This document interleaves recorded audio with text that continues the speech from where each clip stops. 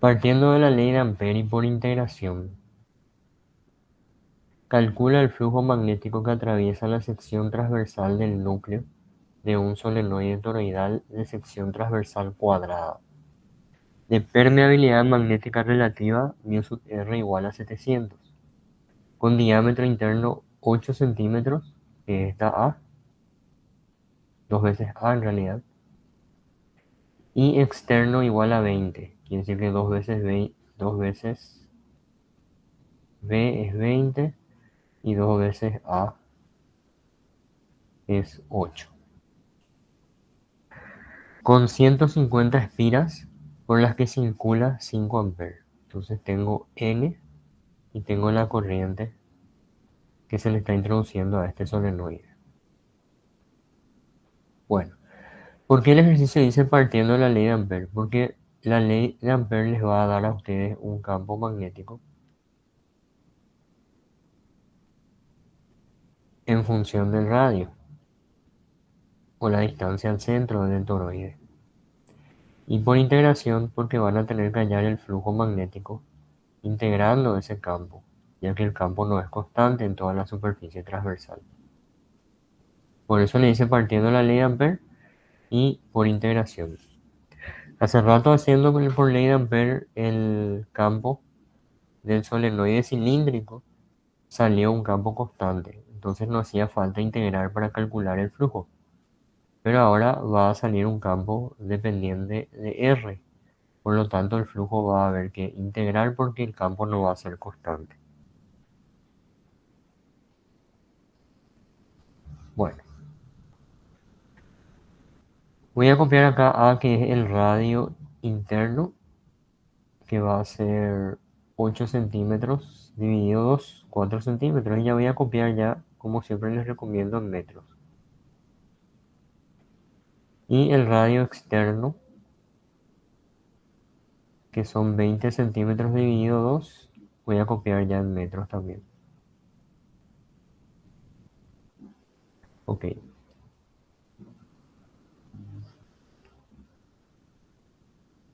bueno, pues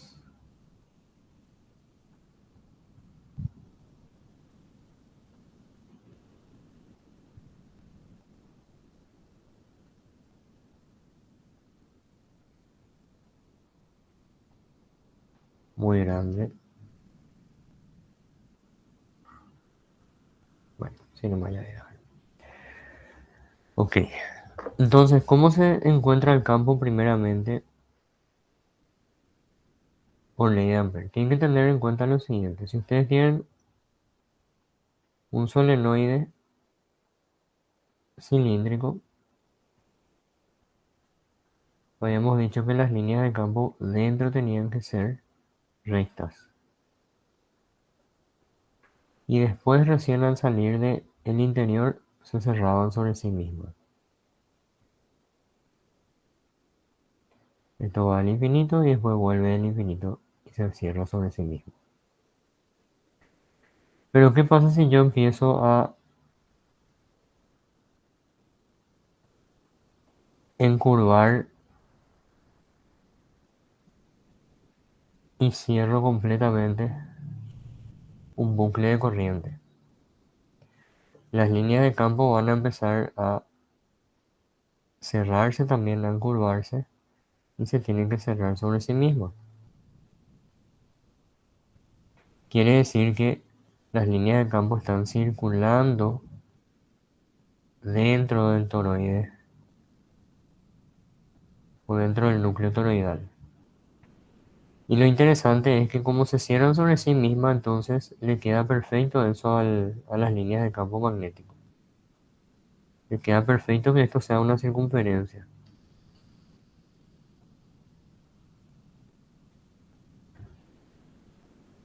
Así. Si es que nosotros hacemos una sección transversal, una vista frontal de esta sección, vamos a encontrar así. Un cuadrado, que es esta cara de acá.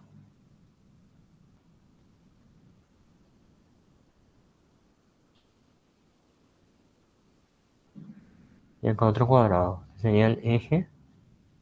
Acá tienen A y acá tienen B. De altura, esto les dice que es H. Pero como esto es un cuadrado, yo sé que tanto esto como esto es H. Como esto también vale H. Y decir que H en realidad es la diferencia entre los radios B y A. Ahora, la cuestión acá es que quiero explicarle es que las líneas de campo están encerradas dentro del toroide, no pueden salir. Si las espiras están bien apretadas, no van a poder salir de acá. Eso significa de que si yo enredo, por ejemplo, mi corriente, este es mi cable,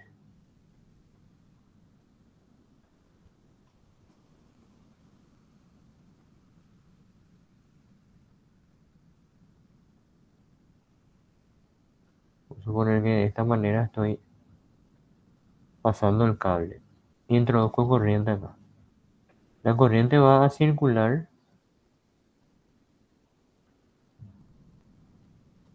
por el alambre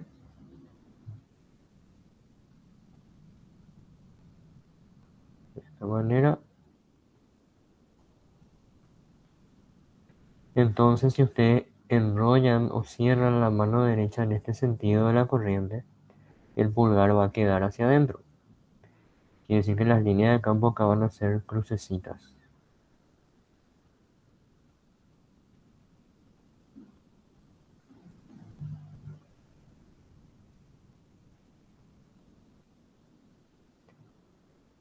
Y de este lado, estas líneas que están entrando acá tienen que salir. Entonces de este lado van a ser puntos.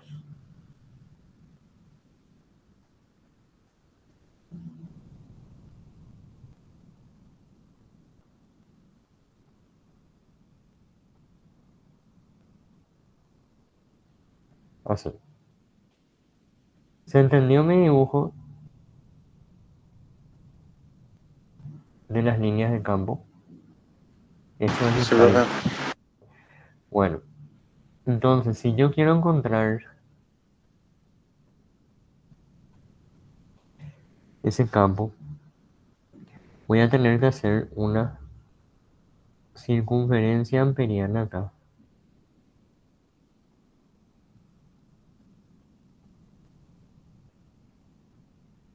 de radio genérico R.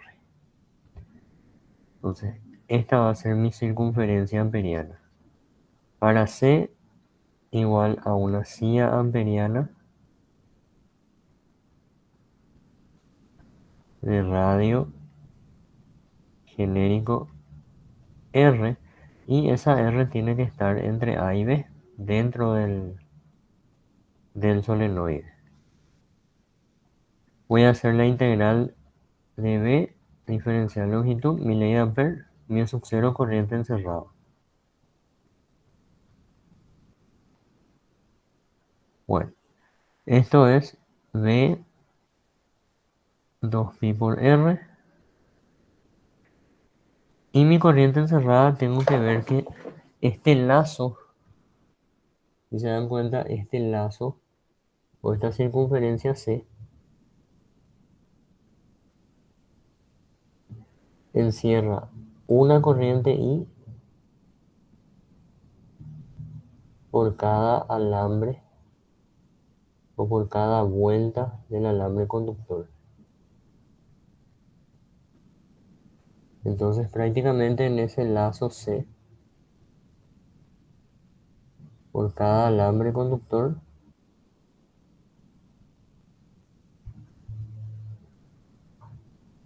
está circulando o está encerrando una corriente I. Ok, entonces esta I encerrada es la cantidad de vueltas de alambre de nuestra espira por la corriente en cada espira.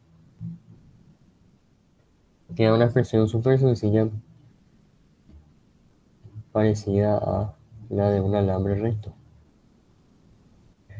Pero lo importante que tienen que ver acá es que el campo de este solenoide toroidal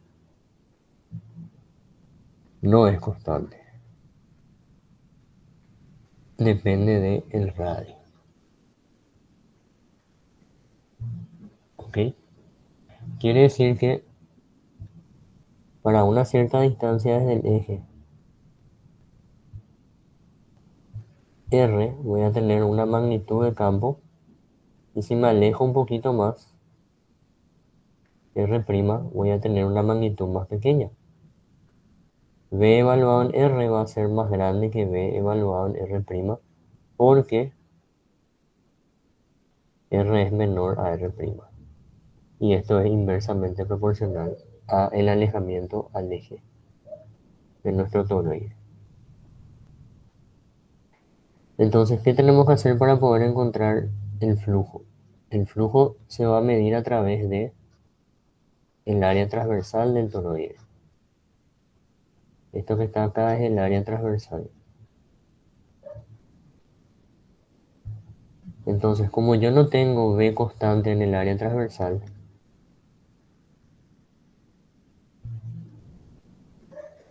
voy a tener que integrar. Para eso, ¿qué hago? Tomo un rectangulito acá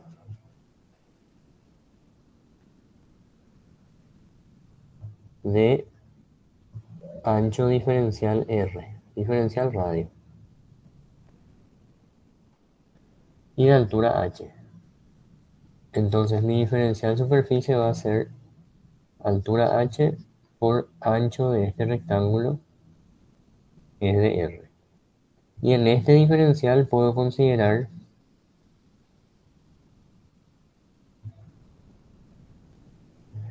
R constante y B constante.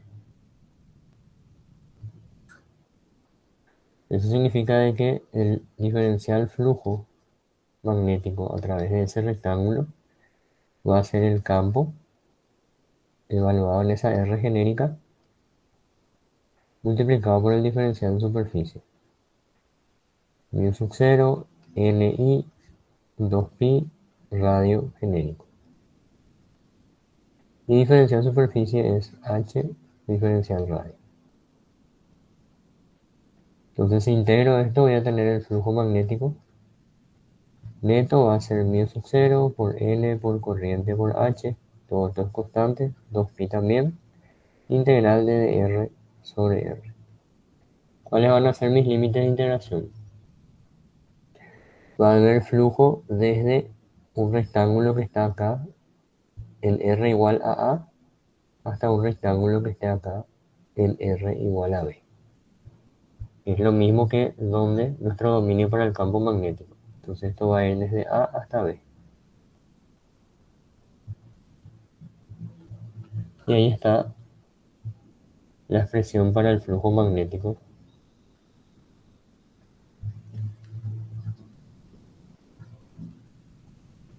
de este solenoide toroidal de sección cuadrada. Logaritmo natural de B sobre A.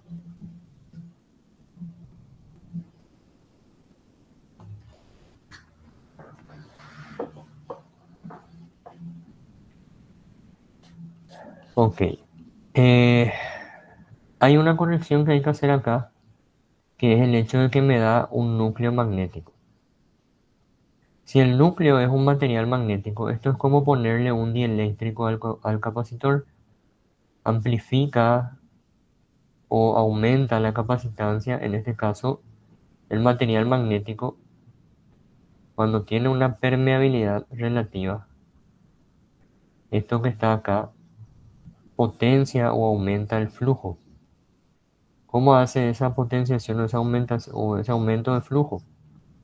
Porque a la hora de considerar el campo magnético, nosotros entonces corregimos y le multiplicamos ese factor.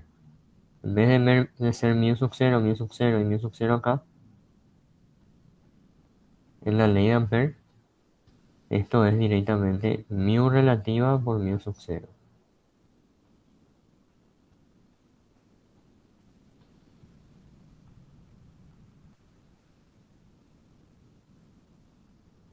¿Ok? Eso es cuando se incluye un material magnético como núcleo. Entonces eso va a venir acá y va a ser directamente proporcional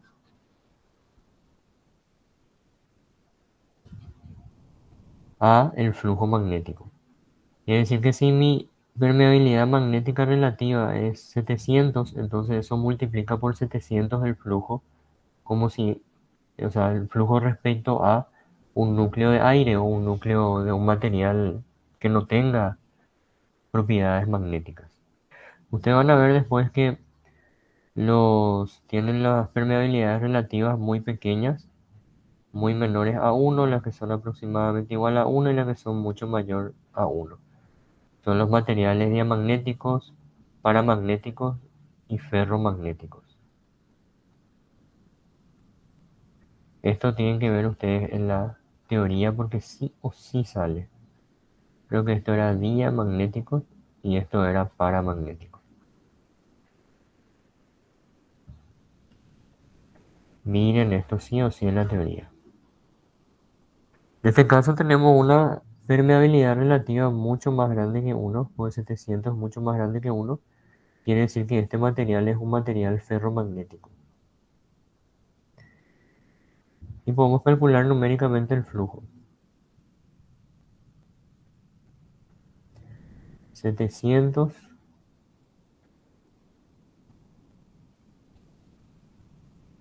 por 4pi por 10 a la menos 7. Esto tenía no sé cuántas vueltas. 150 espiras.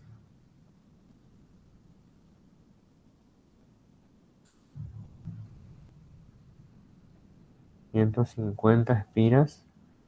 Una corriente de 5 amperes, si mal no recuerdo. La altura h era la diferencia entre B y A. Como B era 10 centímetros y A era 4 centímetros, entonces H es 6 centímetros.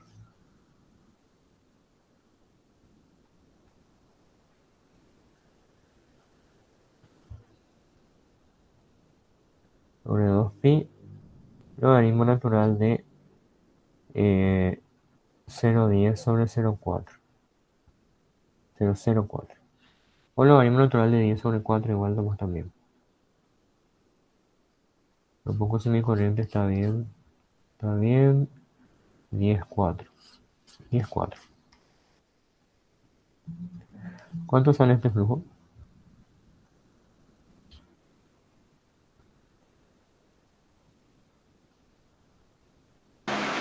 5,77 miliware.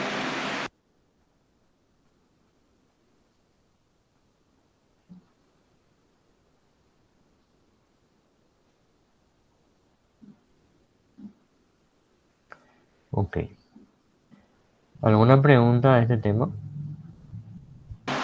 En el caso que fuese un área transversal circular, ¿cómo haría ahí el diferencial de superficie? Esa es exactamente la pregunta que hay que hacer en este caso.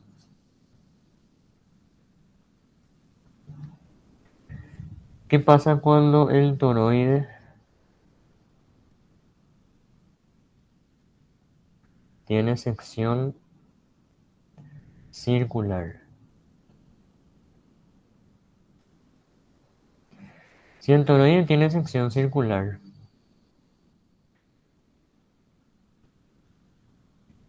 va a ser bastante difícil, ¿verdad?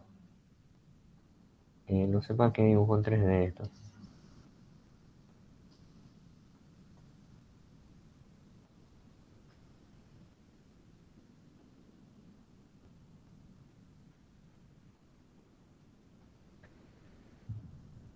Va a ser muy difícil encontrar ese diferencial.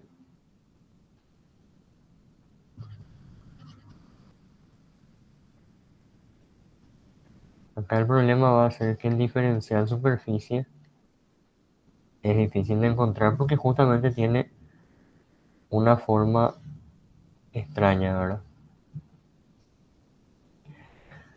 Yo creo que se podría aproximar de todas maneras a un rectángulo, pero no se hace así. ¿Qué se hace en este caso? En este caso,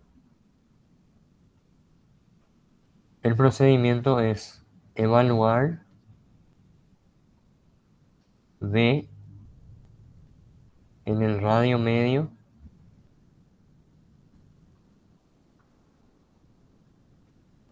y multiplicar directamente B evaluado en el radio medio por la superficie circular o por el área circular. Entonces vamos a suponer de que como nuestro ejemplo anterior, esto mide 4 centímetros y esto mide 10 centímetros. Entonces el radio medio viene a ser la distancia desde el eje hasta el centro de esta circunferencia. Eso es el radio medio por definición. ¿Cómo se hace el radio medio? La semisuma.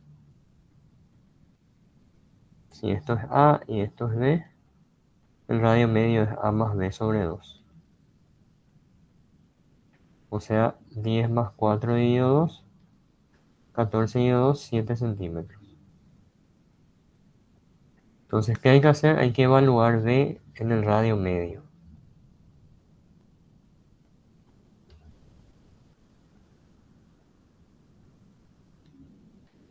Mu relativa por mu sub 0 por n vueltas por la corriente de una espira dividido 2pi por radio medio.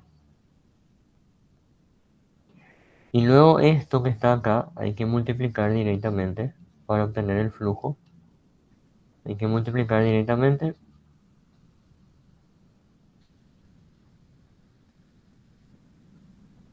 por la superficie de este círculo. La superficie de ese círculo es pi por radio del círculo o radio del núcleo al cuadrado. Y el radio del núcleo resulta ser de que es la semidiferencia. Esto que es el radio del núcleo, voy a borrar y escribir en otro lado. Esto de acá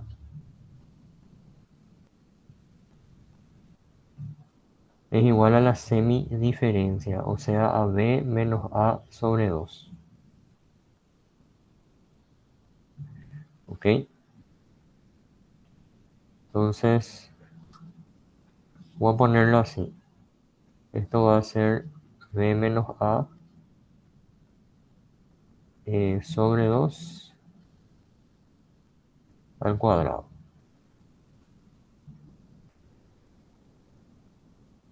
Esto es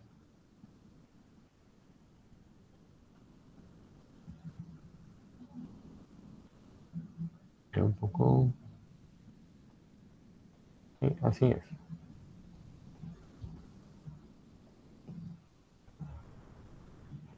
Lo que tengo que hacer es evaluar esto.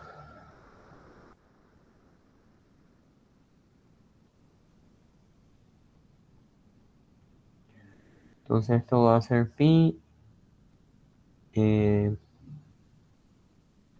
Radio del núcleo va a ser 10 menos 4 sobre 2.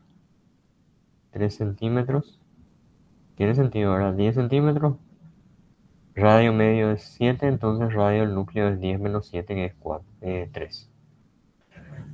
Y acá va a ser 0,03. O si dejo esto en centímetros, va a estar en centímetro cuadrado.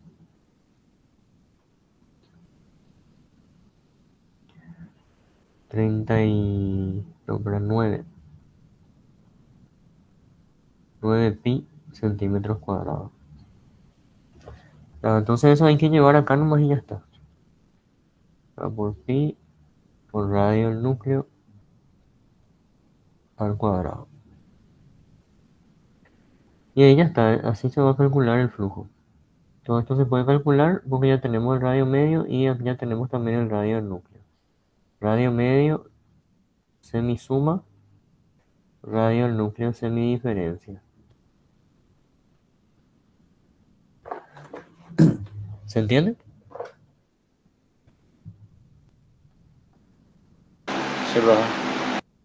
Bueno, entonces cuando es una sección transversal circular, tienen que usar directamente el campo evaluado en el radio medio multiplicado por el núcleo. Esto es una aproximación, no gente, pero es lo que hacemos nosotros en física 4.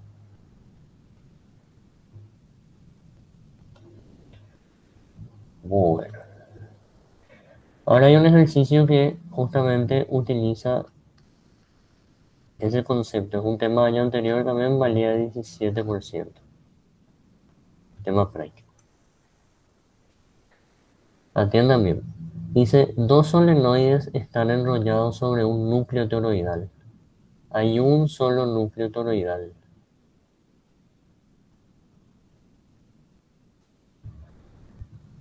Y se enrollan dos solenoides sobre él. Quiere decir que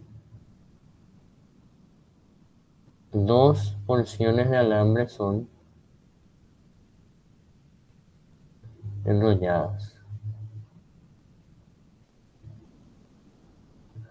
Un alambre 1 y un alambre 2. Aquí.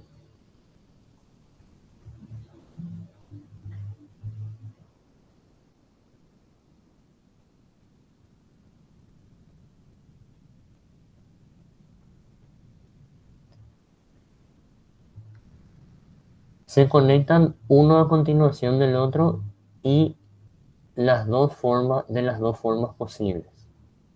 Y cuando circula 2,38 amperes, originan flujos magnéticos de 23,44 Weber y 11,72 Weber. Partiendo de la ley de Ampere, encuentra el cociente entre los números de espiras de ambos solenoides. Acá hay N1 vueltas y acá hay N2 vueltas. Y les pide que ustedes encuentren el cociente entre N1 y N2. ¿A qué se refieren con se conectan uno a continuación del otro? Significa de que eh, todo el espacio que ocupa uno es ocupado, o sea, todo el espacio que uno no ocupa es ocupado por el otro. Una cuestión que no tiene tanta importancia. Lo que sí tiene importancia es esta parte donde dice se conectan de las dos formas posibles. ¿Cuántas formas de conectar hay el solenoide 1? Hay dos formas nomás. Que la corriente entre por acá y salga por acá. Y que en el otro solenoide la corriente entre por acá y salga por acá. Esto es una forma de conectar. La otra forma de conectar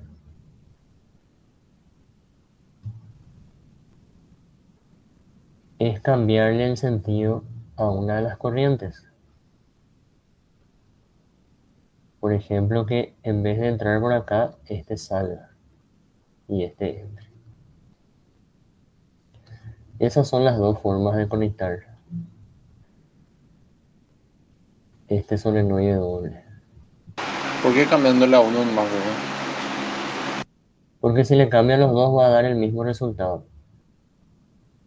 Fíjense que si es que yo dibujo ahora en una vista superior, si el primer solenoide está conectado así, el campo que va a generar va a ser horario o antihorario.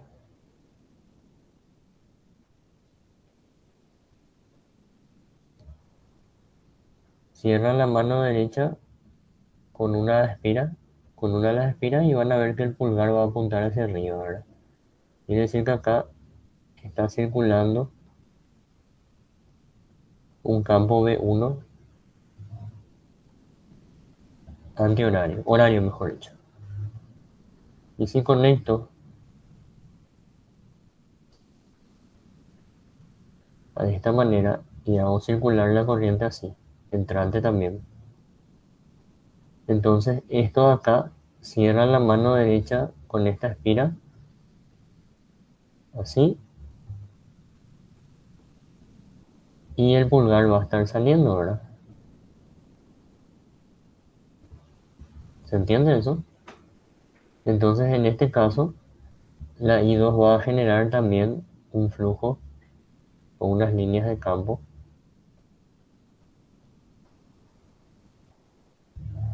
en sentido horario también.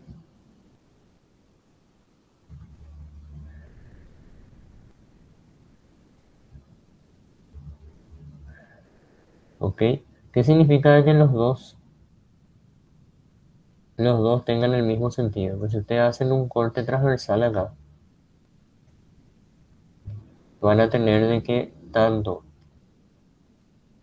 las líneas de campo B1 como las líneas de campo B2 se van a estar sumando. Sus flujos van a ser del mismo signo. Entonces acá van a tener flujos aditivos.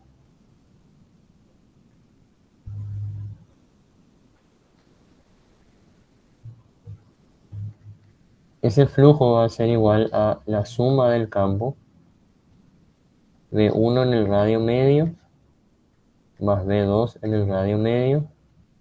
Todo esto multiplicado por el área de superficie. Voy a ponerle S a la superficie, que es pi por radio del núcleo al cuadrado.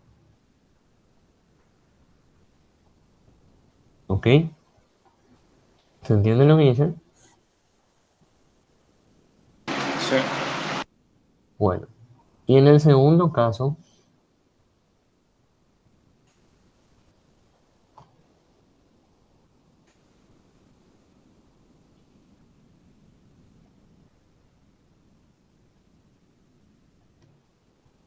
voy a cambiar el sentido de uno de ellos, nomás pues si yo cambio el sentido de los dos, las dos corrientes de agua salientes acá, ambos flujos van a cambiar de sentido al sentido antihorario. Entonces van a seguir sumándose y voy a seguir teniendo el mismo flujo. Por eso se cambia uno solo de ellos, para tener una conexión diferente. O si no, se obtiene la misma conexión. En este caso, ¿qué pasaría? El flujo que genera el primero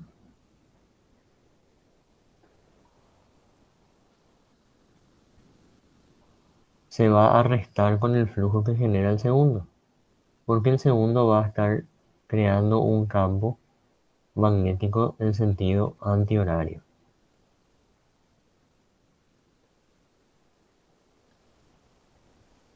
Entonces, V1 sigue siendo horario, pero en este caso V2 ya es antihorario. Eso significa de que en un corte transversal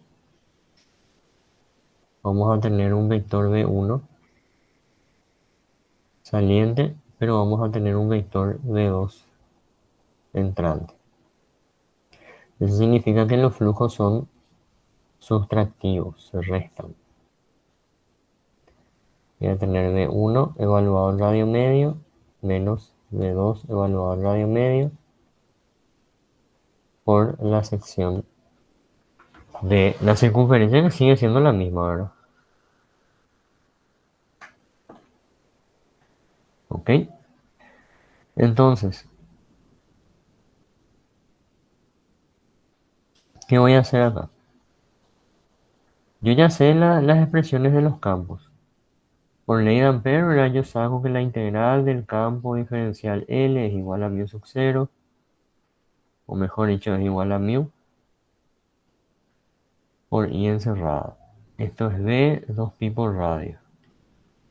Esto es mu relativo, mu s, n veces I. V de un solenoide toroidal, mu sub r, mu sub 0, n veces I, 2pi por radio. Ya terminó ahí la deducción que te decía que hagas por ley de Ampere.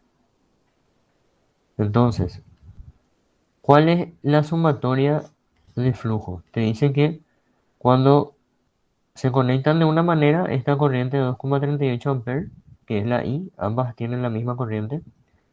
Cuando se, cuando se conectan de una manera, generan un flujo de 23,44 Weber. Y cuando se conectan de la otra forma, un flujo de 11. Entonces, evidentemente, el valor más grande tiene que ser el flujo aditivo. Y el más pequeño tiene que ser sí o sí el flujo sustractivo. Entonces, eso es lo que me da la flujo 1 más flujo 2 y flujo 1 menos flujo 2. Entonces, esto de acá es igual a 23,44 Weber y esto de acá es igual a 11,72 Weber. Entonces, ahora lo que hago es simplemente reemplazar, ¿verdad?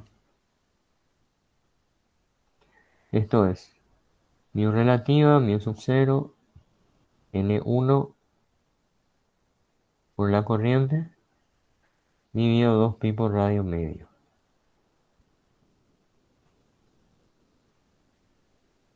Más V2, ¿qué es? Es el mismo núcleo, entonces tiene la misma permeabilidad.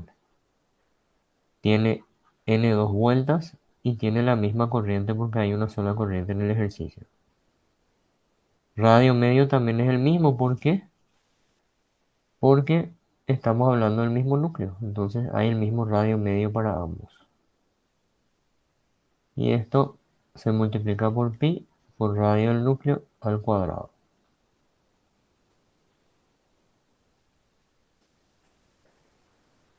Yo puedo sacar todo, absolutamente todo como factor común y solamente me va a quedar la suma de n1 más n2. Y voy a tener como factor común, inclusive puedo eliminar el pi con esta pi de acá. Tu radio medio, profe, no se simplifica ahí. O ¿Con sea, quién? no te falta en el numerador multiplicar por radio medio. ¿Por qué? Porque voy a tener solo B1 y B2. No, pero esto es evaluado. Esto no es multiplicado por Ah, radio medio. sí, sí, sí, sí. Esto sería r igual a r medio. Bueno, y esto es mu r, mu sub 0, corriente, radio del núcleo al cuadrado, sobre 2 radio medio.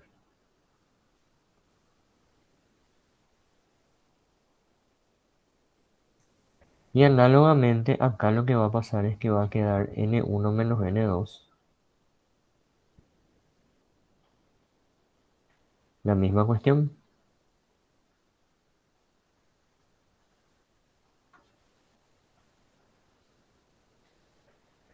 Entonces lo que vamos a hacer que es dividir, ¿verdad? Y al dividir se van a eliminar todo esto con todo esto. Voy a tener n1 más n2 sobre n1 menos n2 igual a 23,44 sobre 11,72.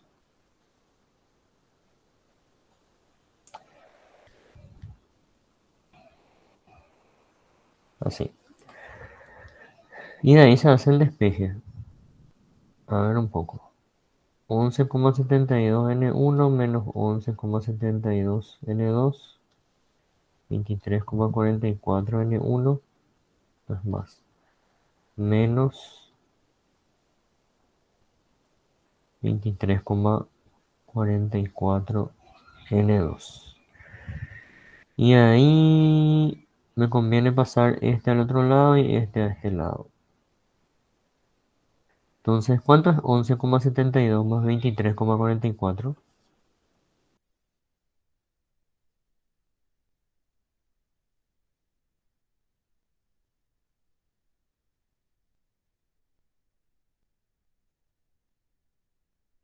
11,72. Menos tendría que ser. Sí, sí, sí. 23,44 menos 11,72. 11,72. 72. Y acá sí hay que sumar en N2. Ahí sí es 11,72 treinta y menos cinco 16. coma dieciséis Ok, entonces N1 sobre N2 va a ser 35,16 sobre 11,72. 3. Grabado. No. Ok, esto significa que el toroide 1 tiene 3 veces más de vueltas que el toroide 2. ¿Cuánto tiene cada uno? No podemos hallar, pero podemos encontrar la relación entre las vueltas.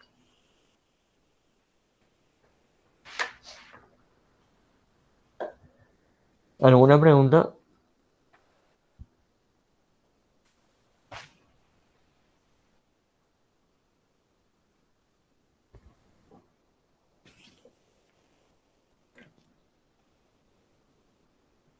Bueno,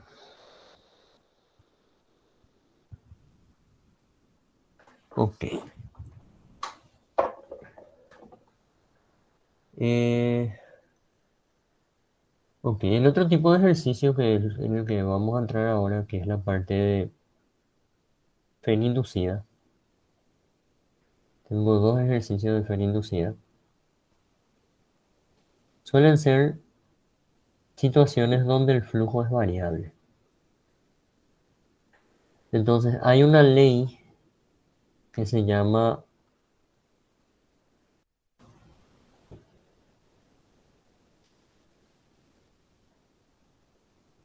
hay una ley que se llama la ley de Faraday.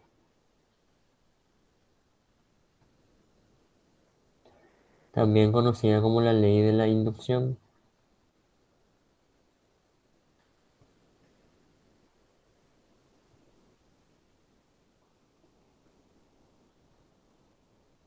que dice la ley de Faraday.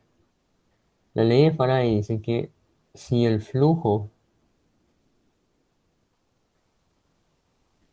magnético varía en función del tiempo,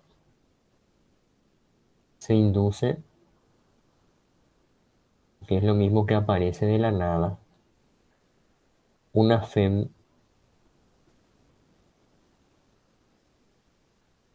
en los extremos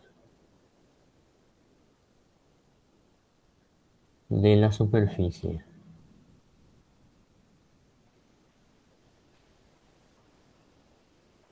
De la superficie que es atravesada por el flujo.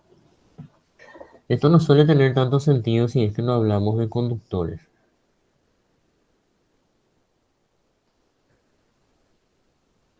Bueno, esa fe inducida normalmente se simboliza la fe con el epsilon y se le pone un subíndice de IND de inducido. El señor Faraday dice que es la derivada parcial del flujo, que es función del tiempo, respecto a el tiempo. Él dijo que a las pelotas. Él dijo que esto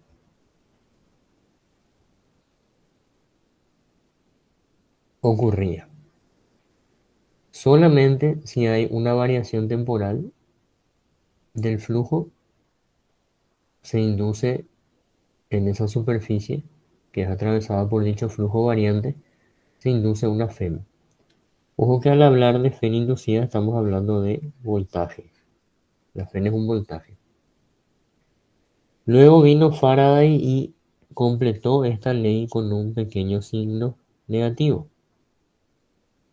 El signo lo puso Lenz. No recuerdo si esto tenía, creo que no tenía T. No me acuerdo si tenía T o no tenía T. Para mí que sí. Lenz, Lenz creo que era. Híjole. Pobre señor, se rompió para que yo ahora no me acuerde su nombre. No, no tiene T. Lens nomás. Ok. La ley de Lenz. La ley de Lenz pone el signo. Y lo que él dice es que esta fe inducida, según él, la fe inducida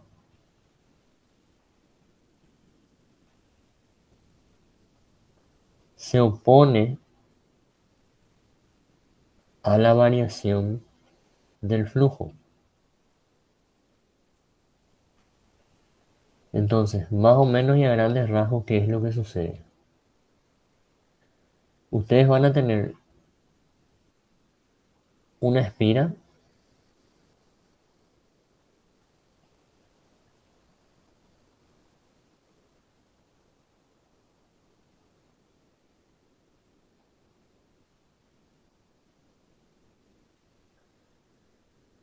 por donde va a atravesar un cierto campo magnético. Entonces, a través de esta espira, a través de esta área de superficie de la espira, va a haber un flujo. Es la integral de B diferencial superficie, en el caso de que B no sea constante.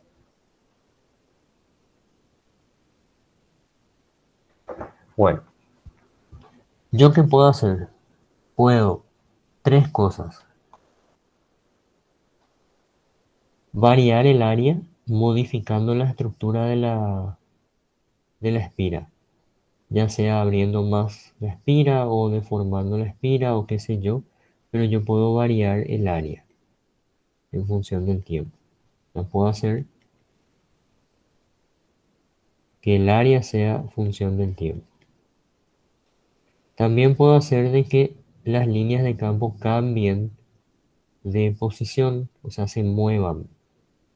¿Qué haría eso? Generaría un cambio entre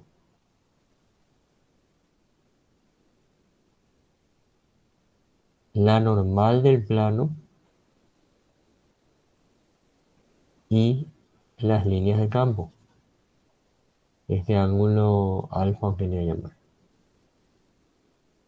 Entonces yo puedo hacer que ese ángulo alfa que forman la normal del plano con las líneas de campo también varíe en función del tiempo. Y también puedo hacer de que el campo sea función del tiempo, o sea que su intensidad sea función del tiempo, su módulo.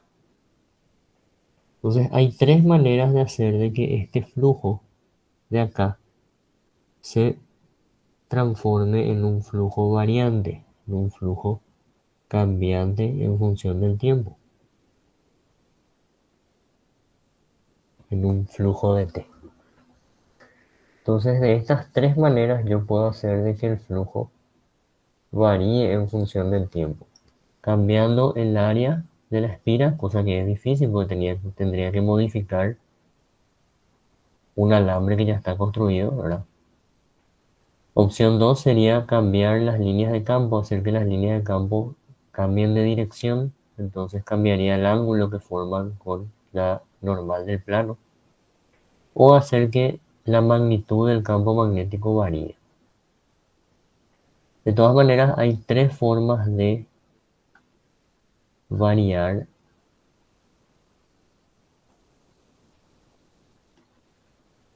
el flujo a través de la espiral. Cualquiera de las formas que yo elija de variar el flujo va a generar un flujo cambiante, un flujo en función del tiempo. Y cuando hay un flujo en función del tiempo, su derivada es distinto de cero. ¿Qué es lo que me dice la ley de Faraday? Que esta,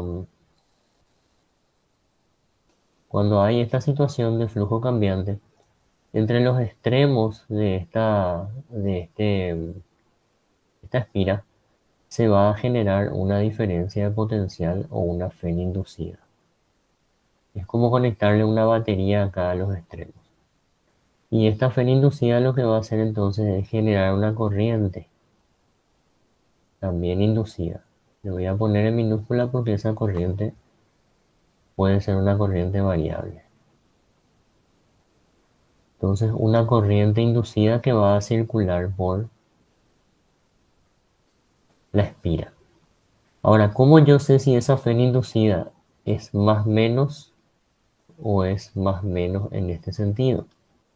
Y eso se sabe gracias a la ley de Lenz, porque Lenz le pone un signo negativo para indicarle que la fe inducida se opone a la variación del flujo.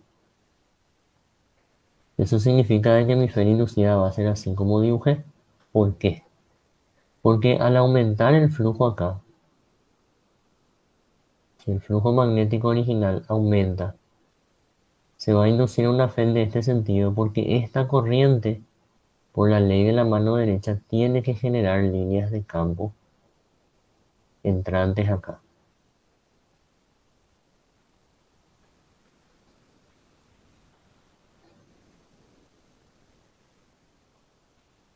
Que sería un campo inducido. Y ese campo inducido va a tender a compensar el aumento de flujo. El flujo magnético se va a restar con las líneas de campo con el flujo inducido. Entonces va a aparecer un flujo inducido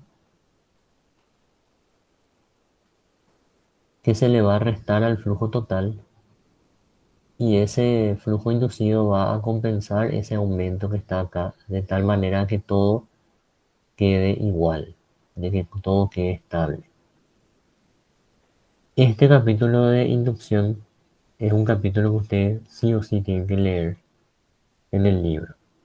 Pero resumiendo, es así. Hay un flujo magnético debido a ciertas líneas de campo a través de una superficie.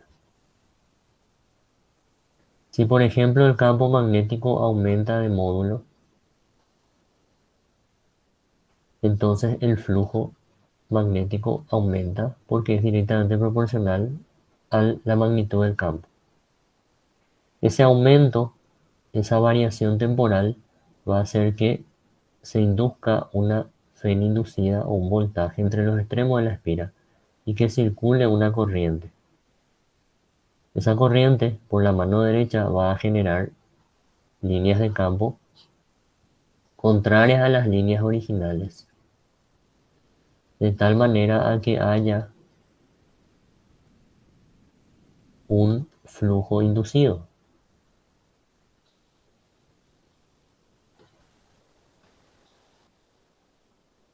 Y este flujo inducido tiene que contrarrestar el aumento del flujo original.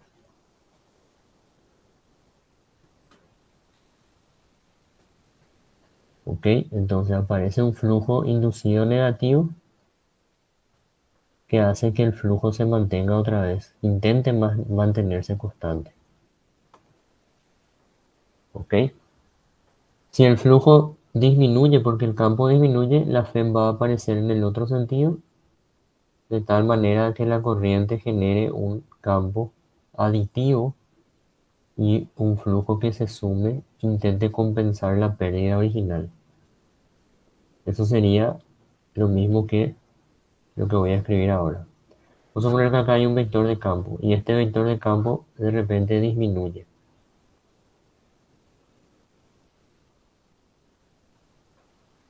Si disminuye este vector de campo, entonces vamos a encontrar que el flujo de repente, ¡pum!, baja. Porque a menor campo, menor flujo. Esa variación temporal del flujo va a hacer que aparezca una fe en este sentido y una corriente así.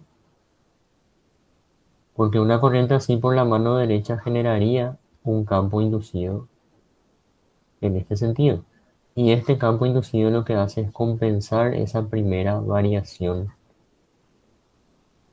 de campo. O sea, sumaría flujo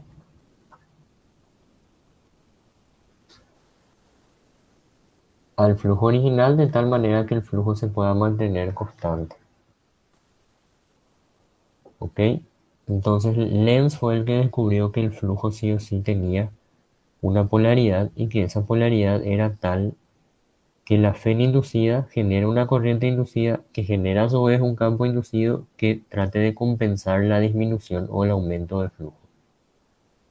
Por eso les digo, esto suena complicado y no puedo explicarles más allá de eso, porque es una cuestión teórica que tienen que leer en el libro o ver videos en YouTube o estar en la clase de los profesores de teoría. Pero así a grandes rasgos, como estoy explicando, se logra entender por lo menos algo. Sí, profe, se entiende. Ok, entonces vamos a ver cómo interactuar en este caso con este ejercicio. Un poco.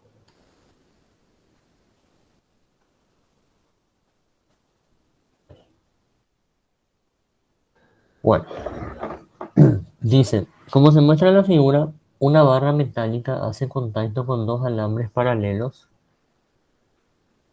y completa el circuito. O sea, este alambre de acá es una barra metálica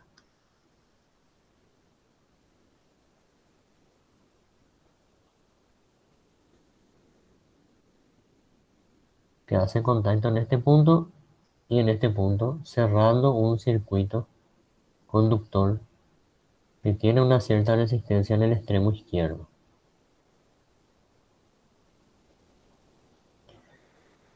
Dice, hace contacto con dos alambres paralelos y completa el circuito. El circuito es perpendicular a un campo magnético B de 0,15 Tesla. Si la resistencia es de 3 ohm, que es esta de acá, ¿cuál es la magnitud de la fuerza necesaria para mover la barra a la derecha con una rapidez constante de 2 metros por segundo? Acá faltó la barrita.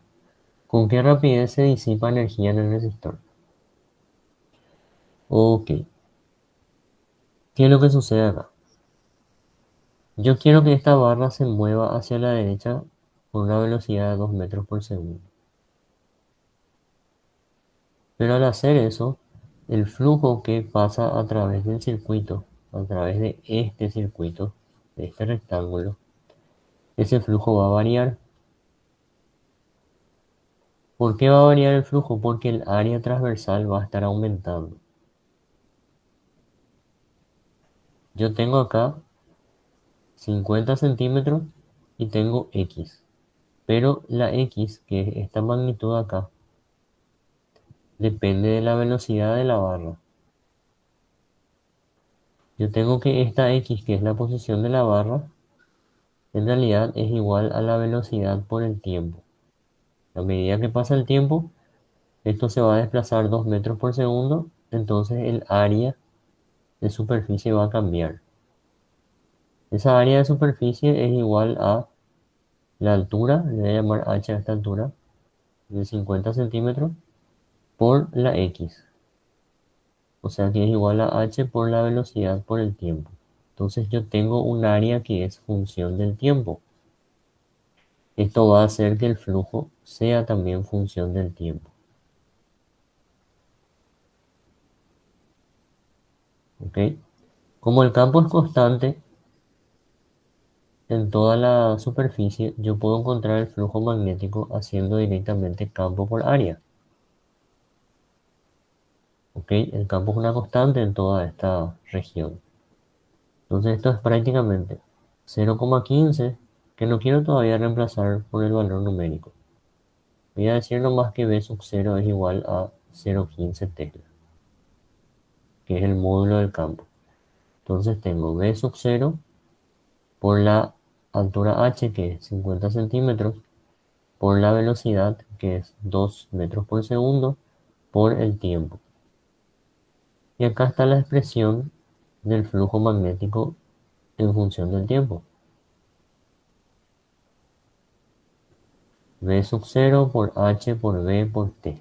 Es una recta, una ecuación de una recta. Una relación lineal, ¿verdad? Tipo, si dibujo flujo en función del tiempo, tengo una recta que pasa por el origen.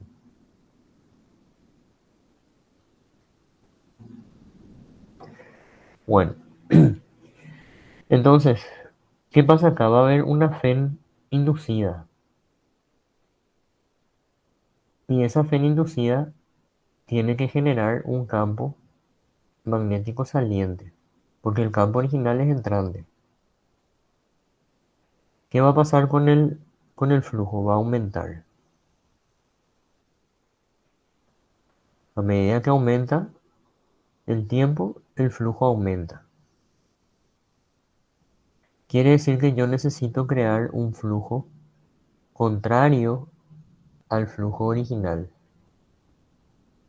El flujo original es un flujo positivo entrante. O sea, el flujo en realidad no tiene dirección, pero como un campo entrante es el que está creando el flujo original, yo necesito restar flujo, entonces tiene que haber un campo inducido saliente.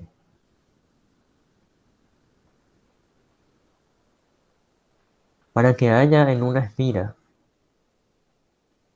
un campo inducido saliente, yo necesito, según la mano derecha, que la corriente circule de esta manera, la corriente inducida. Y si quiero una corriente inducida circulando en ese sentido, necesito una FEN inducida que vaya así. Entonces esta va a ser una corriente inducida. Quiere decir que entre los extremos de la barra se genera un potencial positivo y un potencial negativo acá. Y la barra es una especie de FEN inducida que prácticamente está deslizando o moviéndose hacia la derecha.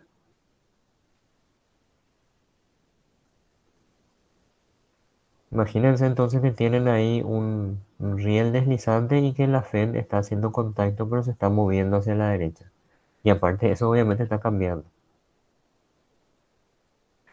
Entonces, la FEN tiene que estar en ese sentido para que la corriente circule así, la corriente inducida, para que esto genere por la mano derecha un campo saliente y que ese campo saliente genere a su vez un flujo inducido que intente compensar la variación de flujo que está generando el desplazamiento hacia la derecha. Entonces esto tiene que generar un flujo que le reste al flujo original por ley de Lenz. Bueno, y esta FEN inducida yo puedo encontrar por ley de Faraday.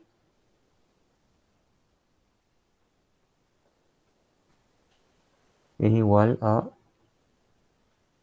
puedo utilizar el menos, derivada del flujo original respecto al tiempo.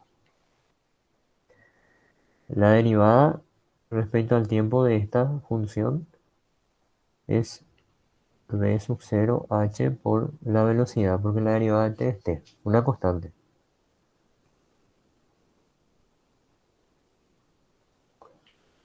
Recuerden que este signo solamente indica una oposición a la causa que genera el cambio de flujo. No significa nada más que eso, ¿ok? Bueno, entonces esta FEN inducida va a ser menos 0,15 multiplicado por la altura, que es 50 centímetros, multiplicado por la velocidad, que es 2 metros por segundo. ¿Cuánto sale esta FEN inducida?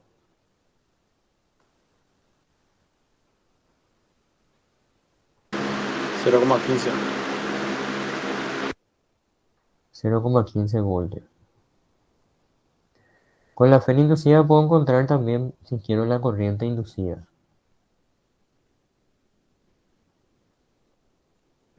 Porque yo sé que esto es prácticamente la FEN y esta resistencia de acá nomás que tiene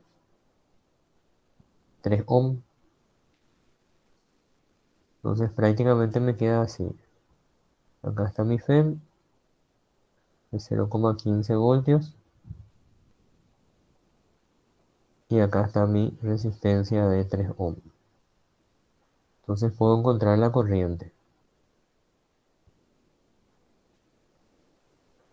La corriente inducida por ley de Ohm sería la FEN inducida sobre la resistencia del circuito. Y acá ya no me interesa usar el signo. 15 voltios sobre 3 ohms. 0,15 sobre 3 ohms. ¿Cuánto sale esta corriente? 0,05. Amperes. Ok. ¿Y qué tiene que ver esa corriente inducida con la pregunta que él me hace de cuál es la magnitud de la fuerza necesaria para mover la barra a la derecha con la rapidez que utilicé en mis cálculos de 2 metros por segundo? Resulta ser de que esa barra sobre la cual aparece la fe inducida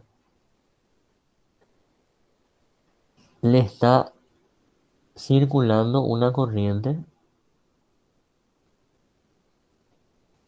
de 0,05 amperes. Y esto está en presencia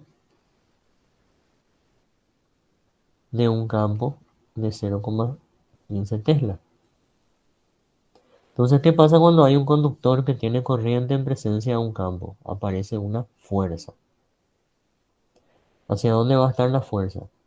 Cierro la corriente hacia adentro y vamos a encontrar una fuerza magnética.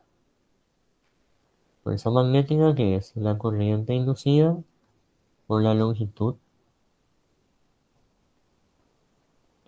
vectorial del campo.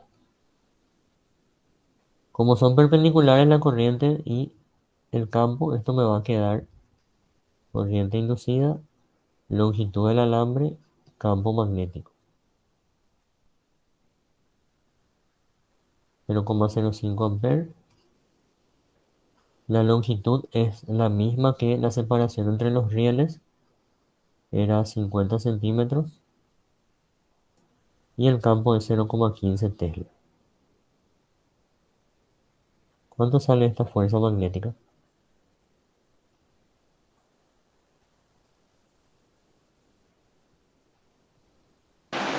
3,75 mililitros. Milinewton.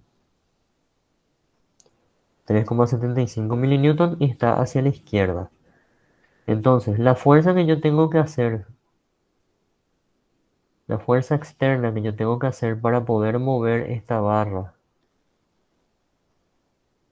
con velocidad constante igual a 2 metros por segundo, ¿cómo tiene que ser esta fuerza externa para que la barra se mueva con velocidad constante? Contrario al de la Contrario corriente. e igual. E igual porque la barra tiene que estar en equilibrio, ¿verdad? Entonces la fuerza externa tiene que ser igual a la fuerza magnética para que haya equilibrio. Solo que es un equilibrio no estático, es un equilibrio con velocidad constante, que sigue siendo equilibrio. Entonces, la fuerza que nosotros tenemos que hacer, que es la fuerza externa, va a ser va a ser contraria a esta, pero del mismo valor, ya que va a ser 3,75 milinewton, pero hacia la derecha. Entonces, esta es la fuerza externa, o la fuerza que tengo que hacer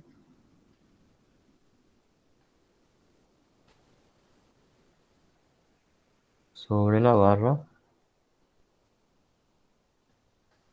para desplazarla con velocidad constante.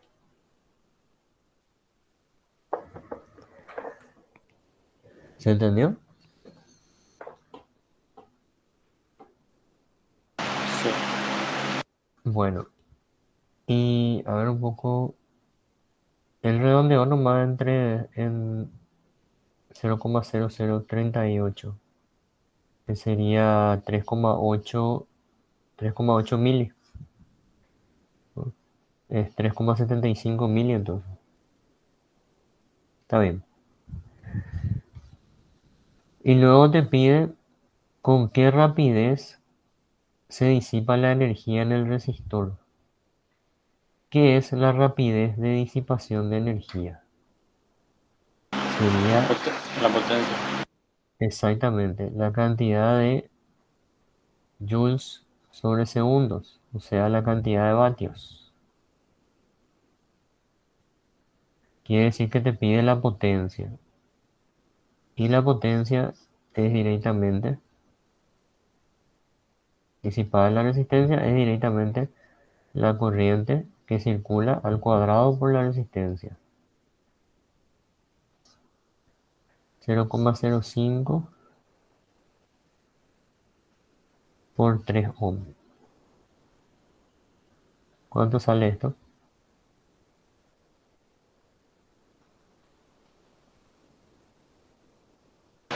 0,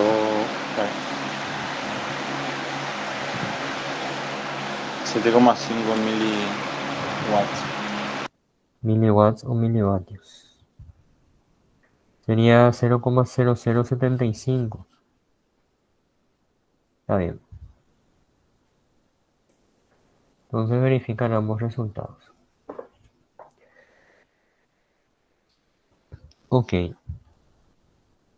¿Se entendió?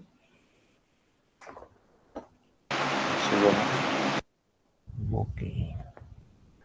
Y otra variante de este tipo de ejercicios que son los que más salen es, por ejemplo, esta barra que está en caída libre.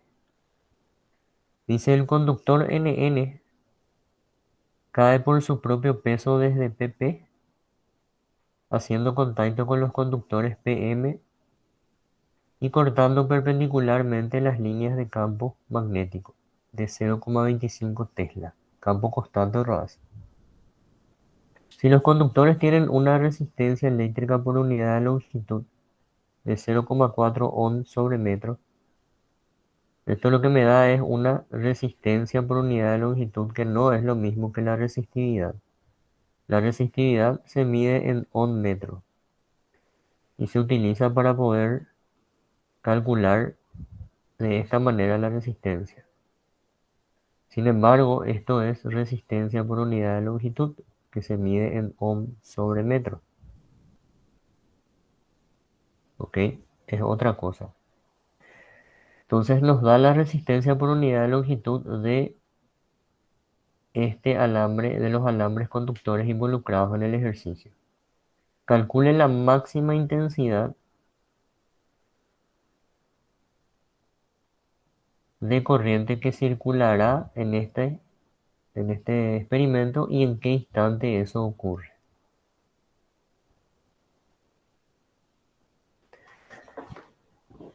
Entonces, ¿qué es lo que está pasando acá? Yo tengo un campo constante, todo en dirección, módulo y sentido, pero esta barra está cayendo por su propio peso, está en caída libre. Entonces, hay un circuito conductor que es el circuito BPNN, pero ese circuito es móvil. Eso significa que a medida que la barra va bajando o va cayendo, el área del circuito o el área transversal por donde el campo magnético atraviesa va cambiando. Tengo área que varía en función del tiempo. Como el área varía en función del tiempo, esto genera un flujo también variable en función del tiempo. Y si hay un flujo que varía en función del tiempo, tenemos una FEN inducida. Entonces va a aparecer una FEN inducida que va a tener esta simbología, porque tiene que generar a través del circuito una corriente en este sentido. ¿Cómo yo sé que la corriente está en ese sentido? Porque una corriente en ese sentido generaría un campo magnético saliente que compensaría el campo entrante, el aumento del flujo. Entonces va a haber una corriente inducida. Al ver una FEN inducida, habrá también una corriente inducida. Solo que esa corriente inducida va a ser una función del tiempo. Y nosotros tenemos que encontrar para esa corriente inducida dónde está su máximo, en qué tiempo y cuánto vale la corriente máxima. ¿Se entiende el planteamiento del ejercicio?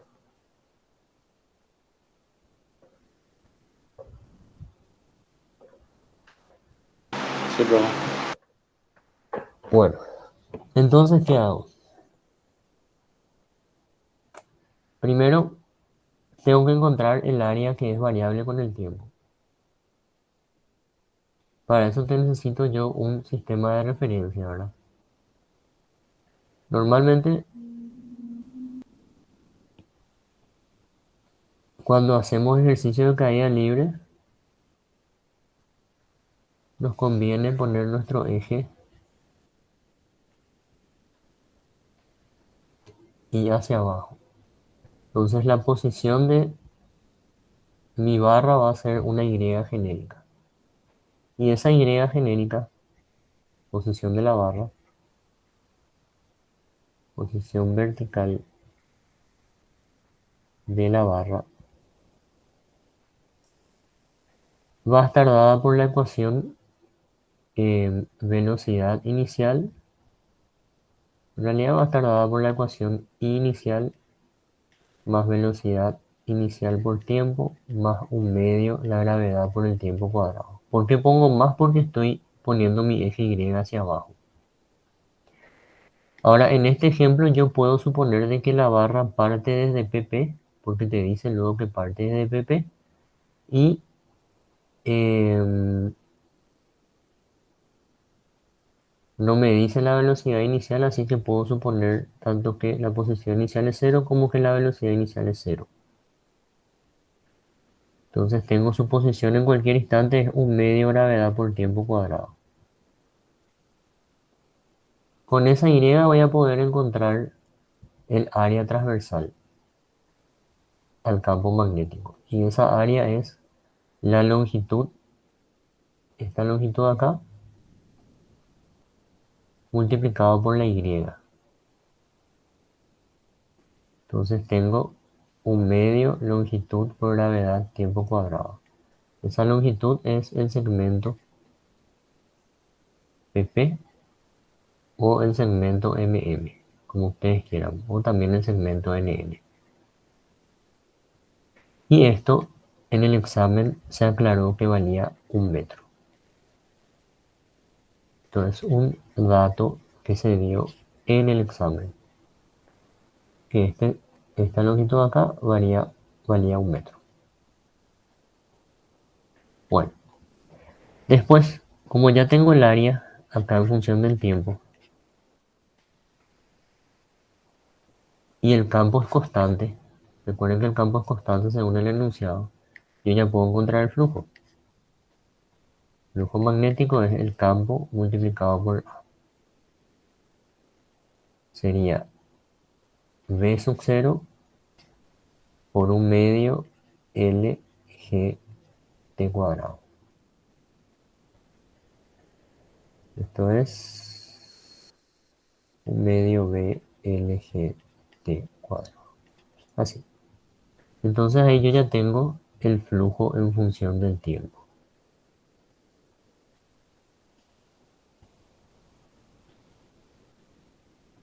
Es una cuadrática. Entonces se van a dar cuenta que a medida que el tiempo aumenta, el flujo también aumenta.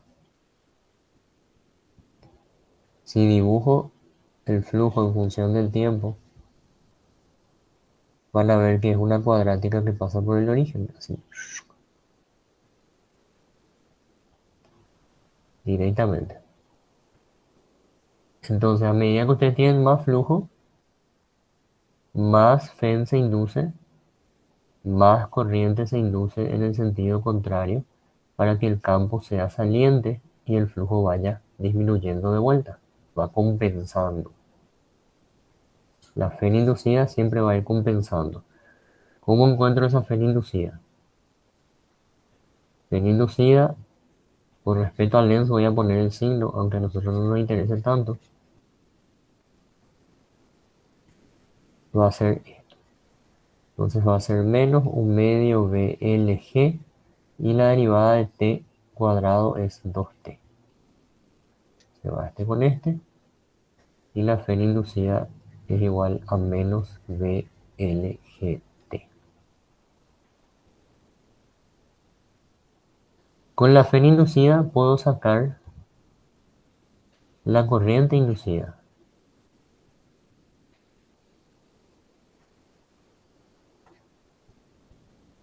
La corriente inducida va a ser la fe inducida dividido la resistencia del circuito, o la resistencia total. Y ahí está el tema. Esta resistencia total también es función del tiempo. ¿Por qué es función del tiempo? Porque nosotros tenemos que la longitud del alambre va cambiando. Todo el alambre genera una cierta resistencia. Entonces, todo esto genera resistencia. Si teníamos una resistividad de 0,4 ohm por metro, yo tengo acá Y de longitud, un metro de longitud y un metro de longitud. La longitud total es Y más uno más uno. O sea, 2Y más 2 metros. Esa es la longitud total del conductor. Entonces la resistencia va a ser 0,4 ohm por metro multiplicado por 2Y más 2 metros. Y esto me da 2 factor común por 0,4, 0,8 Y más 1 metro. Se va con metro y me queda en ohm. Como Y es función del tiempo, la resistencia también es función del tiempo. 0,8, un medio gravedad por t cuadrado, que era mi Y, más 1. Esto me da 0,4 gt cuadrado más 0,8. Entonces, acá en mi fe inducida tengo V sub 0, longitud del alambre, que ya dijimos que era un metro, no sé qué sigue haciendo ahí, ¿verdad? Puedo reemplazar nomás, ya es un metro. Gravedad por tiempo. Y acá abajo tengo 0,4 gravedad tiempo cuadrado más 0,8. Y esa es la ecuación de la corriente. Corriente inducida es V sub 0 GT dividido 0,4 GT cuadrado más 0,8.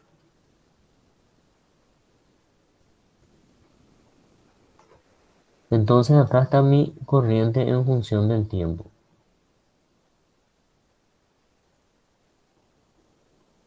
Esta corriente tiene un máximo que yo puedo encontrar derivando respecto al tiempo e igualando a cero. La derivada del primero por el segundo menos el primero sin derivar por la derivada del segundo, que bajaría al 2 y sería 0,8 gt igual a 0. El denominador no importa. Vamos a eliminar b sub 0 g y acá yo tendría 0,4 gt cuadrado más 0,8 menos 0,8 g y esta t con este t de acá, t cuadrado. Entonces tengo menos 0,4 gt cuadrado que va a pasar al otro lado Entonces voy a tener t igual a raíz de 0,8 dividido 0,4g. Entonces lo mismo que raíz de 2 sobre g.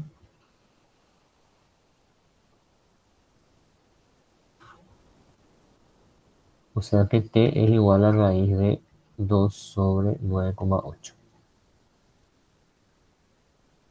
¿Cuánto sale este tiempo? 0,45. Segundos. Y me pide encontrar el tiempo donde es máximo y me pide también encontrar la corriente donde es máximo.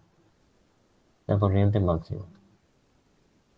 Entonces lo que hago es evaluar mi corriente inducida en un tiempo t igual a 0,45 para obtener la corriente máxima.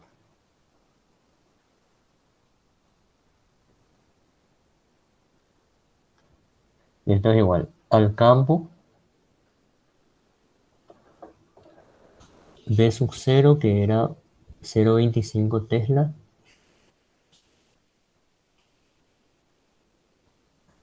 0,25 Tesla, 9,8 metros por segundo cuadrado, tiempo que es 0,45 segundos,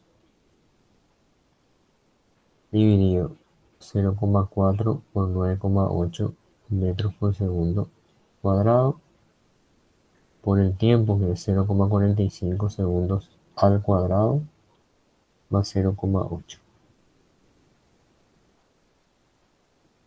Entonces esta corriente inducida, que ya es la I máxima,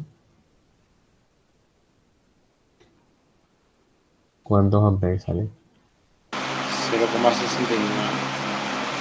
69. Sí. Ok. Y termina ahí el problema.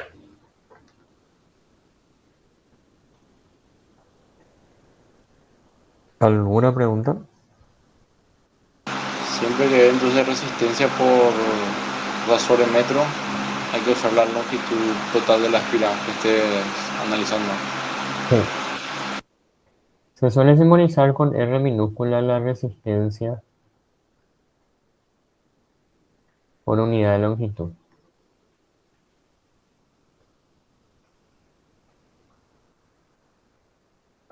Y se mide entonces en ohm metro. Entonces para tener la resistencia total, uno tiene que multiplicar esa resistencia por unidad de longitud por la longitud total. Y ya saca rápidamente la R total.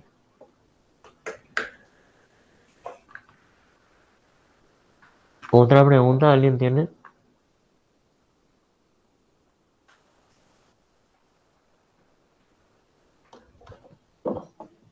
Bueno, eso es todo por hoy, gente.